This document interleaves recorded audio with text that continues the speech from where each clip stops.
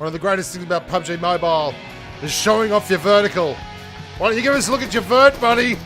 How high can you get up? Woo-hoo-hoo!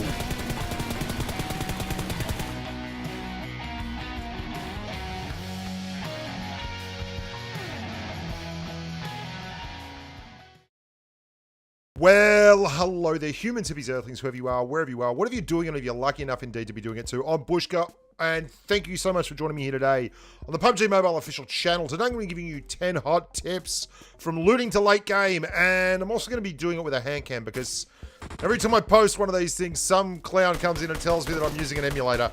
So there you go, it's a hand cam. Take that. Now we're going to talk about obvious things. We're going to talk about things that are a little less obvious, but they're all going to have a hand cam in it. So isn't that a beautiful time to be alive? The first thing we're going to touch on really is cars. We're going to talk about cars. And there is no denying that cars are indeed clutch. They're specifically good on maps like Miramar and Vikendi, where you run into enormous issues with wide open spaces and getting stuck in areas where there's just no cover at the end of the game.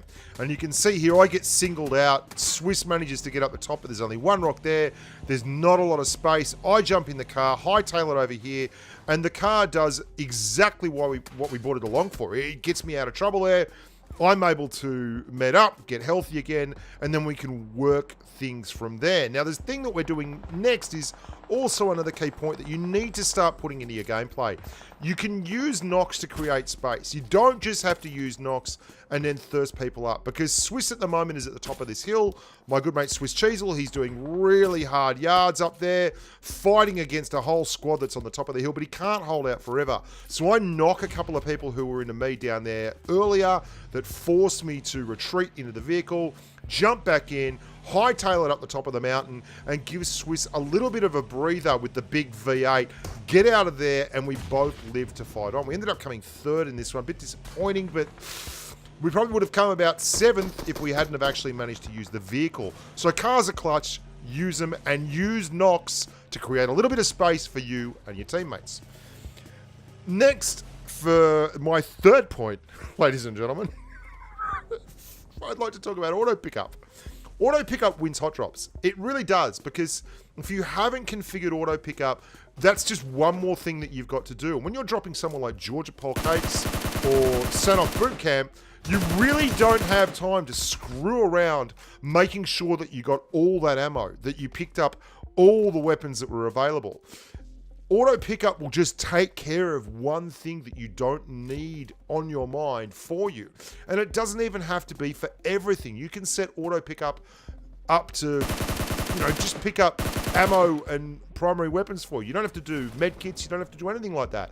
I mean, you drop boot camp. There's like 4 different squads coming in with you. You're all going to the roof. There's just madness and mayhem. And you just run over the gun and start pressing a button. You don't even have to worry about grabbing that ammo. Auto pickup did it for you. You get 2 knocks straight away. You've reloaded. You're downstairs and you're fighting. And that's what you really want to be doing. It's very, very important that you enable this if you want to win these hot drops. Number 4, create good angles. This is kind of self-evident, but it's something a lot of people fail at miserably. If you are coming into an engagement and you have a squad mate, don't just run in together in single file. Get some width, get some space. People tend to tunnel into one specific target. In this case, those guys were looking at Chris Cheesel down there on my right, and they completely lost track of the fact that I was up here on the left. Swiss looked like a very useful target. So remember, create some space.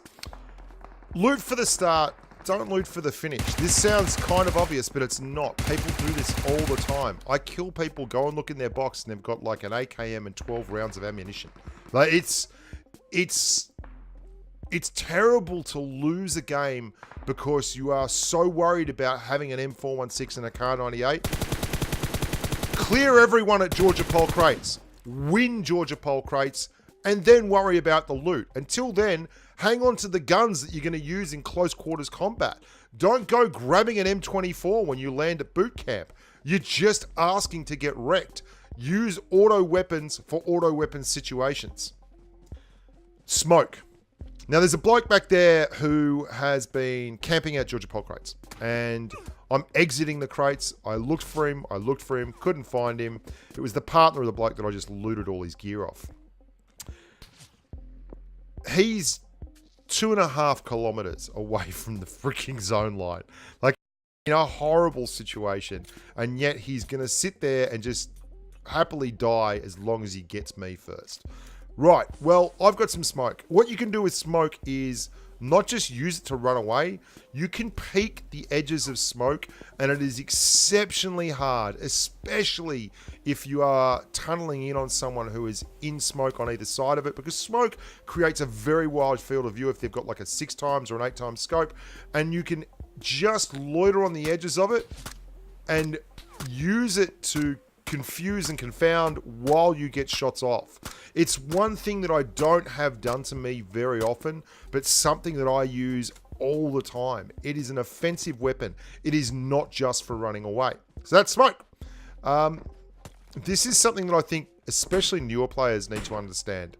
You don't need to take every fight. Enemies ahead. There's guys down there who are shooting at Swiss Cheesel and I, and they're like 100 meters underneath us, looking up a mountain, which we can third-party peek over the edge of. And, I mean, we get to pick and choose when we pop out and fire. So when we see them, we fire at them. And they're just sitting down there, like, waiting to get knocked. When you're in that kind of a situation, just leave. You don't have to do anything. You are not forced to take every engagement. If the engagement looks really bad, walk away from it and find one that suits you better. Next up is communicating final circle. This is me and Deadboot. Deadboot and I. Deadboot is a good amigo of mine. The Allure of Jaipur, I call him. He's a great bloke. And Deadboot and I are going to come through this final circle just with really calm, solid comms. Have a listen, just for an example for you. And there's one more above him. Yeah, he's flanking up. I saw someone to our northeast, I think. There's a guy up there now.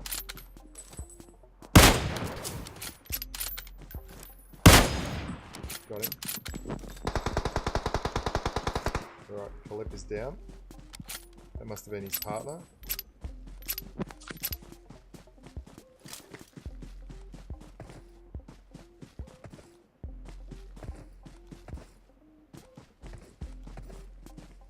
On me, Boot. Footsteps on me.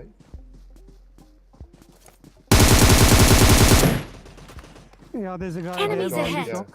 Yeah.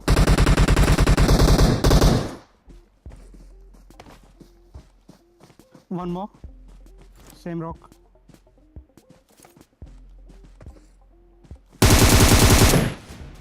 Nice, Boot. Nice.